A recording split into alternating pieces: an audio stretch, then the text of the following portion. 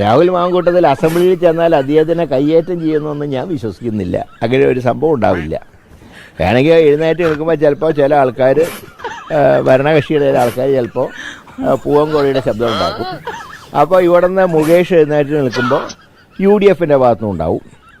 ശശീന്ദ്രൻ എഴുന്നേറ്റ് നിൽക്കുമ്പോൾ പൂച്ചയുടെ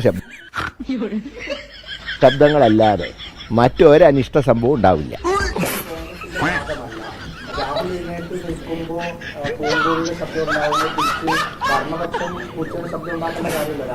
ഭരണകക്ഷിയല്ല, ഞങ്ങളാണ് പൂച്ച. UDF ആണ് ഉണ്ടാക്കുക. കാരണം അവിടെയുണ്ടല്ലോ, അവിടെ ശരിക്കുള്ള കോഴികളുണ്ടല്ലോ. അതുകൊണ്ടാണ് പറഞ്ഞത്. കാരണം അവരുടെ പേരിൽ റിട്ടേൺ കംപ്ലൈൻ്റ് ഉണ്ട്. 2 കംപ്ലൈൻറ്റ് മുകേഷിനെതിരായിട്ടുണ്ട്. ചാർജ് ഷീറ്റ് കൊടുത്തിട്ടുണ്ട്. പോലീസ് അറസ്റ്റ് ചെയ്ത് ജാമ്യത്തിലാണ്. രാഹുൽ മാങ്കൂട്ടത്തിനെതിരായിട്ട് റിട്ടേൺ കേസില്ല, അദ്ദേഹത്തിന് അറസ്റ്റ് ചെയ്തിട്ടില്ല. അതുകൊണ്ട് തന്നെ അദ്ദേഹത്തിന് സഭയിൽ പങ്കെടുക്കുന്നതിന് ഒരു തകരാറുമില്ല. ഞാൻ പറഞ്ഞത് കയ്യേറ്റമൊന്നും ഉണ്ടാവില്ല എന്നാണ് പറഞ്ഞത്. അവിടെ നിന്ന് പൂവൻകോഴിയുടെ ശബ്ദം ഉണ്ടെങ്കിൽ ഇവിടുന്ന് പൂവൻകോഴിയുടെയും പൂച്ചയുടെയും ശബ്ദം ഉണ്ടാവും. അത്രയേ ഉള്ളൂ.